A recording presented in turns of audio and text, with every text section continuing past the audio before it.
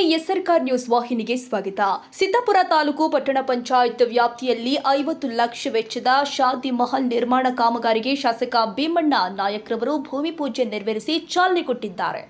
ಸರ್ವ ಜನಾಂಗದವರ ಸಾಮಾಜಿಕ ಹಾಗೂ ಸಾಂಸ್ಕೃತಿಕ ಕಾರ್ಯಕ್ರಮಗಳಿಗೆ ಅನುಕೂಲವಾಗುವಂತೆ ಈ ಸುಸಜ್ಜಿತ ಶಾದಿ ಮಹಲ್ ಅನ್ನು ನಿರ್ಮಿಸಲಾಗ್ತಾ ಇದ್ದು, ಗುಣಮಟ್ಟದ ಕಾಮಗಾರಿಯೊಂದಿಗೆ ನಿಗದಿತ ಅವಧಿಯೊಳಗೆ ಇದನ್ನು ಸಾರ್ವಜನಿಕರ ಬಳಕೆಗೆ ಮುಕ್ತಗೊಳಿಸಲು ಅಧಿಕಾರಿಗಳಿಗೆ ಸೂಚನೆ ಕೊಡಲಾಗಿದೆ. ಕ್ಷೇತ್ರದ ಪ್ರತಿಯೊಂದು ಸಮುದಾಯದ ಅಭಿವೃದ್ಧಿ ಮತ್ತು ಮೂಲಸೌಕರ್ಯಗಳ ವೃದ್ಧಿಗೆ ನಮ್ಮ ಸರ್ಕಾರ ಮತ್ತು ನಾವು ಸದಾ ಬದ್ಧರಾಗಿದ್ದೀವಿ.